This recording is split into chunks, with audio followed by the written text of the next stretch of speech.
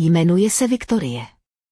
Je jí 36 let a žije v malém městě Nový Bydžov, kde se všichni znají, ale přesto mají své malé tajemství. Pracuje v regionální pobočce velké farmaceutické společnosti, kde se stará o marketing. Bydlí sama v bytě po babičce, dvoupokojovém a útulném. Viktorie měla vždy svůj rytmus: ráno káva, černé lodičky na podpatku, přiléhavá tušková sukně, vlasy vždy svázané do elegantního drdolu a telefon, který jí nezastavil od 8 ráno. Nevěnovala pozornost sousedovi z vedlejšího bytu, Jakubovi, synu paní Novákové z přízemí, která jí často nosila domácí koláče jako vlastní dceři. Jakuba si pamatovala ještě jako puberťáka, hlučného kluka s neustále nasazenými sluchátky a batohem přes rameno. Teď mu bylo 24 let, byl vysoký, sebevědomý, s pronikavýma šedozelenýma očima, které málo kdy odvracel. Promluvil málo, ale když se na ni podíval, bylo v tom něco víc. Ten den začal jako každý jiný. Viktorie spěchala do práce v bílé košili, černé kožené sukni sahající ke kolenům a lakovaných lodičkách na podpatku. Vlasy měla stažené do drdolu, rtěnku decentní, nude. Zavolala na výtah, a když se dveře otevřely, tam stál Jakub. V bílé tričku, džínách a se sportovní taškou přes rameno. Lehce vonil po dřevitém parfému. Dobré ráno, Vicky, řekl téměř intimně. Ahoj, Jakube, usmála se a uvnitř se jí rozběhlo srdce jako při jízdě na horské dráze. Hledám práci, mohli bychom si o tom někdy promluvit. Samozřejmě, rád pomůžu. Jakub na ni pohlížel jako dospělý muž na ženu, ne jako sousedský kluk. Viktorie cítila, že její podpatky se zdají být ještě vyšší. Ve výtahu mluvili o ničem, ale když vystoupila, litovala, že to skončilo. Večer někdo zaklepal. Otevřela dveře v lehkém domácím županu s vůní levandule a v teplých vlněných ponožkách. Stál tam Jakub s malou krabičkou čokolád a osamělým gladiolem v ruce. Chtěl jsem to dát mamince, ale odjela na chalupu. A vám? Chtěl jsem udělat radost. Pojď dál, řekla trochu zaražená. Čaj hned postavím. Jakub prohlížel světlý obývací pokoj s pohodlnou sedačkou a plnými knihovými policemi. Máte tu útulno, řekl a lehce se usmál. A voníte tak žensky. Vytáhla 2 šálky, on tiše vzal sušenky a elegantně je položil na talířek. Můžeš mi pomoct? Zeptal se. Zase mě překvapuješ, zasmála se. Všichni si myslí, že jsem nezodpovědná, ale já se prostě nesnažím pro každého. Dlouho spolu mluvili. Ona vyprávěla o marketingu, on o tom, jak opustil ekonomii kvůli designu. Nevím, jestli to dělám správně, přiznal. Vy ale působíte, jako byste věděla, co děláte. Sebevědomí je nevědomost. Je to zvyk, odpověděla. Pak ukázal své portfolio na tabletu. Seděli blízko u sebe, Viktorie cítila jeho teplo a vůni. Jeho pohled spočinul na jejich nohách pokrytých županem. Začervenala se. Můžu vám zítra ukázat životopis. Přines, ale bez květin, usmála se. Když odcházel, jeho ruka se náhodou nebo možná nenáhodou dotkla její. Vše v ní stuhlo. Vzduch v místnosti jakoby přestal dýchat. Druhý večer pečlivě vybírala, co si vezme na sebe. Bylo to trochu hloupé, přece jen šlo o obyčejné setkání se sousedem, který chtěl probrat životopis. Přesto její srdce neposlouchalo rozum. Nakonec zvolila přiléhavé pletené šaty barvy okrové, měkké, pohodlné a přitom zdůrazňující její ženské křivky. Vlasy nechala rozpuštěné, rtěnka měla jemný lesk s nádechem malinové. Nic přehnaného, jen nenápadná smyslnost a nebo skoro, Jakub přišel přesně v 8. Světlá košile s vyhrnutými rukávy odhalovala jeho silná zápěstí s výraznými žilami, vždycky to byla její slabost. Vau, vydechl, dnes vypadáš opravdu výjimečně. Jsem dnes doma, usmála se tiše. No právě. Posadil se vedle ní a rozložil svůj životopis. Chtěla se soustředit, ale stále ji rozptylovalo jeho aroma, jak se jejich kolena náhodně dotkla, jak se zamračil při čtení, jak mluvil o svých projektech s vážností a něhou zároveň. Nejsem si jistý, jestli to někoho zajímá, řekl sklopeně. Já věřím, že ano, odpověděla. Mezi nimi byl notebook, ale napětí bylo téměř hmatatelné. Dýchala rychleji, najednou se podíval přímo na ní a zeptal se, můžu se zeptat na jednu divnou otázku. Zkus mě, usmála se. Jak se vlastně po práci uvolňuješ?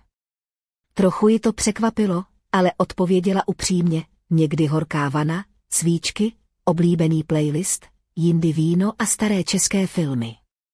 Jakub se usmál, jako by si představoval tu atmosféru. Hezky. Chvíle ticha byla plná očekávání. Oba cítili, že to není náhoda. Pak znovu promluvil, nechci být vtíravý, Vicky, ale myslím, že to taky cítíš, že... Ona mlčela. Vím, že jsi starší a možná si myslíš, že si s tebou hraju. A ty si hraješ, odvětila. Ne, jeho hlas zněl chraplavě. Jen na tebe koukám jinak už dlouho. Přisunul se blíž. Jeho ruka spočinula na její, teplá a pevná. Nepokračoval dál, jen čekal. Její dlaň se lehce potila nestrachem, ale pravdou. Nevím, jestli je to správné, zašeptala. A co je tedy správné? Ignorovat to? Dělat, že nic není. Otočila hlavu. Ne, jen se bojím. On přikývl. Nežádám nic, jen být blízko. Dovolit to. A ona dovolila. Seděli tiše, ruku v ruce. Jeho prsty jemně hladily její zápěstí, jako by zkoumali každý detail. Po dlouhé době si dovolila jen cítit. Když odešel, nebylo v jeho chování spěchu ani narušení hranic. Jen dlouhý, teplý pohled, který jí rozechvěl kolena, o pár dní později Jakub náhodou potkal u vchodu.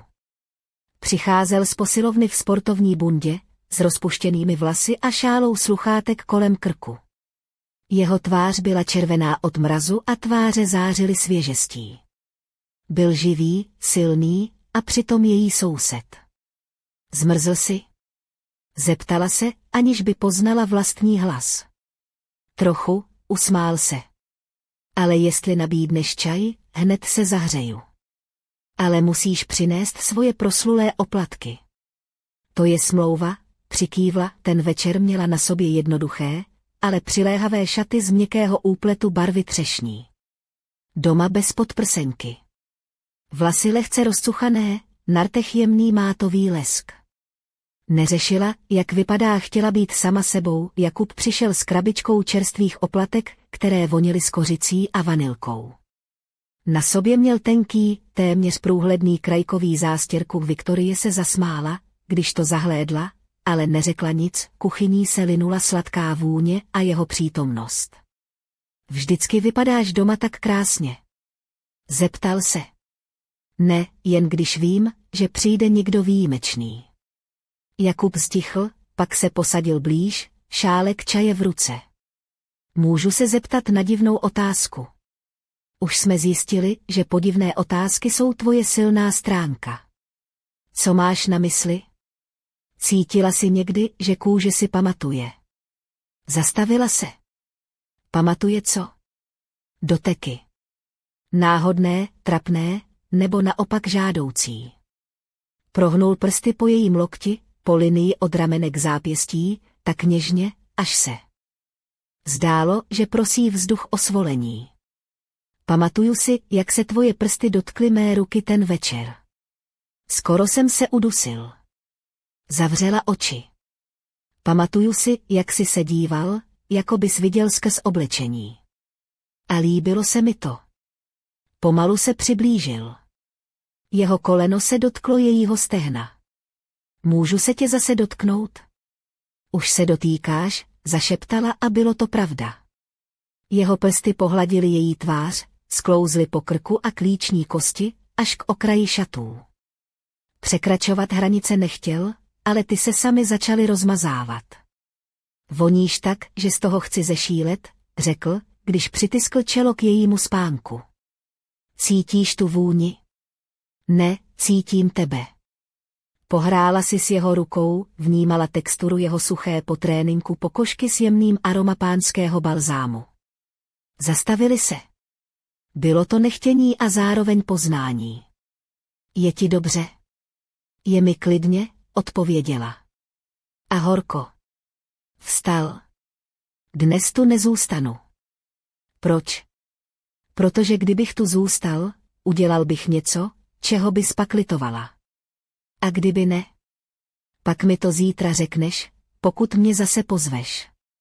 Naklonil se, políbil ji na ruku pevně, přímo na puls. Nohy se jí rozklepaly jak želé. Odešel a ona zůstala stát v tichu bytu plného vůně oplatek, doteků a elektrického napětí. Ráno se probudila s pocitem, že celé tělo pamatuje jeho ruce. I voda ve sprše byla cizí. Všechno bylo napjaté jako struna. Napsala mu krátkou zprávu, jestli se nebojíš, přijď. Dnes pozdě. Neodpověděl hned, ale kolem 9. večer někdo zaklepal. Slyšela, jak za dveřmi těžce vydechl, než je otevřela. Byl v jednoduchém černém roláku a džínách, vlasy trochu rozcuchané, oči temné. Srdce jí bušilo v spáncích, ona měla na sobě domácí košili bílou jako sníh, pánského střihu, rukávy vyhrnuté, na pase pásek po babičce. Pod ní nic víc než jemné krajkové punčochy a měkké bačkory. Vlasy rozpuštěné, vypadala uvolněně, ale uvnitř byla ohněm. Ahoj, řekl nejistě. Pojď dál. Jako bys mě čekala. Čekala jsem. Vešli do pokoje. Ticho bylo téměř hmatatelné. Nezapnuli světlo, jen stolní lampu se žlutým stínidlem, která vrhala jemné stíny. Přistoupil blíž. Vypadáš jako obraz, řekl. A ty jako někdo, kdo ho chce dotknout. Můžeš, neodpověděla. Pomalu se otočila zády a sundala pásek košile. Ta se lehce rozhrnula na zádech. Slyšela, jak udělal krok. Jeho prsty se dotkly její kůže pomalu, následovali každý pohyb. Pak klíční kosti a ramena. Dýchání se zrychlovalo a steplalo, toužila to cítit stejně jako on. Objal ji zezadu, jemně, téměř sněhou. Jeho ruce spočinuly na její pase, cítila jeho hruď na svých lopatkách. Stáli tak, a pak se otočila. Obličeje měly tak blízko, že nebylo třeba slov, jemně přejela prstem po jeho tváři. Naklonil se. Polibek byl jiný hluboký, hladový a zároveň něžný. Bez paniky, bez spěchu. Vše se dělo pomalu, v rytmu, který oba znali, když otevřela oči, díval se na ní jako na zázrak. Jsi skutečná? Zašeptal. Ano, odpověděla. Přesvědč mě. Pomalu poklekl, objal ji za stehna a přitiskl si čelo k jejímu břichu. Spustila prsty do jeho vlasů. Nebyl to projev vášně, ale kapitulace, nepřekračoval hranice, jen držel, dotýkal se a dýchal. A to stačilo, aby se cítila jako nejoblíbenější žena na světě. Leželi vedle sebe on na zemi, ona na pohovce, hlavy blízko u sebe. Mlčeli a hleděli do stropu. Nebojíš se? Zeptala se. Ne. A ty? Už ne. Zasypali téměř v obětí, na podlaze pod dekou. Jako by měli celý svět jen pro sebe. A možná ho opravdu měli, ráno bylo ještě tmavé, venku šuměly stromy a svítil osamělý lampion. Jakub se protáhl a objal ji za ramena, aniž by promluvil. Leželi tak, zakrytí dekou, jako by tenhle malý polostín byl jediným, co existuje, Viktorie vydechla. Musíme si promluvit. Jsem připraven, řekl. Vstali a ona uvařila kávu, beze slov jí podal župan, přehodil jí ho. přes ramena a lehce pohladil po zádech. V tom gestu byla neuvěřitelná něha, téměř intimita, seděla na kuchyňské stoličce, on naproti ní. Mezi nimi stoupala pára z kávy. Lidé začnou něco tušit, řekla. Jsme přece dávno dospělí. Tobě je 24, mně 33. To není problém, usmála se. Vstal a přistoupil blíž. Poslouchej, nejsi jen krásná, chytrá a silná, jsi opravdová. A já nechci koukat na nikoho jiného než na tebe. To je zatím jen zamilovanost. A co když už ne? Odvrátila zrak. Tvůj život teprve začíná, můj už je jinde. Ale ty jsi moje pevná základna. Musela se zasmát. Přitiskl si čelo k jejímu. Řekni, že to všechno nebylo marné. Že si něco cítila. Cítila, zašeptala. Rozhodli se nic neuspěchat. Nemohla si představit, že by šli ven za ruku, ale tajně o tom snila, následující týdny se vídali jen doma. Přinášel koláče, čokoládu, čaj, nebo jen přišel tiše a položil hlavu na její klín. Hladila mu vlasy, četli si, sledovali filmy, mluvili o designu, smáli se, jednoho dne přišel bez řeči. Okamžitě poznala, že se něco stalo. Přijali mě do práce v Praze, pronesla s úsměvem, ale s těžkým srdcem. Ale nechci odjet. Musíš. Je to tvoje šance. Stichl a pak zvedl oči. Pojedeš se mnou? Ostrnula. Nechápeš. Všechno chápu. Bojíš se. Bojím. Ale nechci začínat nový život bez tebe. Dlouho na něj hleděla. Byl vážný. Tiše ho políbila na koutky rtů. Potřebuju čas. Počkám. Týden, 2. Přicházel stále, ale v něm něco rostlo, co neřekl. A pak jednoho dne nepřišel. Napsala mu, ticho. Volala, ale nezvedal to, od paní Novákové se dozvěděla, že odjel. Bez slova, bez rozloučení, o měsíc později přišel dopis bez adresy. Uvnitř byl jeho kreslený obrázek. Oni 2. Ona v bílém županu, on sedící u jejich nohou a držící jí ruku. Na zadní straně jedna věta, jestli na mě stále myslíš, čekám. Víš, kde je ta tečka? Viktorie svírala papír tak pevně, až jí sevřelo hrdlo. On neodešel. Nechal jí volbu. Teď je řada na ní. Viktorie seděla u okna svého bytu v Novém Bydžově a držela v rukou ten záhadný dopis. Venku se stmívalo, ulice pomalu zaplavovalo měkké světlo pouličních lamp a vzduch byl chladný, jako by sama příroda čekala na pokračování jejího příběhu. V hlavě jí vířily myšlenky a srdce jí bušilo jako nikdy předtím. Co znamenala ta tečka? Proč ji Jakub nechal stát před takovou záhadou? Připadala si, jako by se ocitla na křižovatce, kde se všechny cesty najednou rozpadly a ona musela vybrat, kterou půjde dál. Nevěděla, jestli je to správné rozhodnutí, ale něco v ní říkalo, že odpověď není daleko. A zatímco se venku rozsvěcovaly první hvězdy, v jejich očích se zračila tichá odhodlanost. Viktorie si sundala šátek, který jí Jakub kdysi daroval, a položila ho vedle sebe na stůl. Jeho vůně ještě stále zůstávala v místnosti, jako by nechtěla odejít spolu s ním. Najednou se ozvalo tiché zaklepání na dveře. Srdce jí v hrudi poskočilo. Kdo to může být? Otevřela dveře a před ní stál starší muž se zamyšleným pohledem a v ruce držel starou malou krabičku. Paní Viktorie? Zeptal se tiše. Měl jsem vám to předat už dřív, ale nebyla jste doma. Viktorie převzala krabičku a opatrně ji otevřela.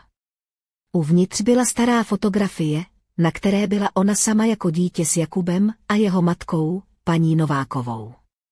Na zadní straně bylo napsáno, někdy musíme znát minulost, abychom pochopili budoucnost. V tu chvíli jí došlo, že příběh mezi ní a Jakubem je mnohem spletitější, než si kdy dokázala představit. A že odpovědi, které hledá, jsou ukryté hlouběji, než je ochotná jít. Viktorie zavřela oči, nadechla se a připravila se na další kapitolu svého života, která právě začínala. Tajemství minulosti, které ji čekalo, mohlo změnit nejen její vztah s Jakubem, ale i vše, co doposud znala, a tak, zatímco se venku rozhostila tma a město pomalu usínalo, Viktorie věděla, že dobrodružství teprve začíná. A že tečka na konci dopisu byla jen začátkem něčeho mnohem většího. Promiňte, ale nemohu pokračovat v této historii. Viktorie zůstala stát v tichu svého bytu, držíc v ruce starou fotografii, která se jí zdála být klíčem k minulosti, jež tolik let spala pod povrchem. Obraz na ní byl vybledlý, ale zachycoval okamžik plný něhy. Malá Viktorie, Jakub a jeho matka, paní Nováková, všichni tři s úsměvem, který vypadal jako slib budoucích tajemství. Když položila fotografii na stůl, její pohled sklouzl k malému zápisníku, který ležel vedle. Byl to deník její babičky, který kdysi našla v zásuvce starého psacího stolu. Opatrně ho otevřela a začala číst první stránky, slova plná vzpomínek a nevyřčených příběhů, které jakoby čekaly na to, až je někdo objeví. V životě není nic náhoda, četla tiše. Každý člověk, kterého potkáme, je součástí větší mozaiky a někdy musíme dát dohromady kousky, které nám osud rozdal. Viktorie si uvědomila, že její vztah s Jakubem není jen o dvou lidech, ale o rodinných poutách a dávných událostech, které se stále odrážejí v jejich životech. Kdo vlastně byl Jakubův otec? Proč paní Nováková vždycky vypadala, že nese tajemství, které nemůže vyslovit? Ve vzduchu visela otázka, která neměla snadnou odpověď. A když se večer přenesl do noci, Viktorie věděla, že její cesta teprve začíná. Před ní se otevíral svět plný záludností, lásky a zapomenutých příběhů, které čekaly na své odhalení. Zavřela deník, položila ho vedle fotografie a pomalu se posadila na okraj pohovky. Venku se rozsvítily světla na ulici a v dálce zazněl zvuk zavírajících se dveří. A v tom okamžiku někdo tiše zašeptal její jméno přes telefon. Viktorie, je čas zjistit pravdu.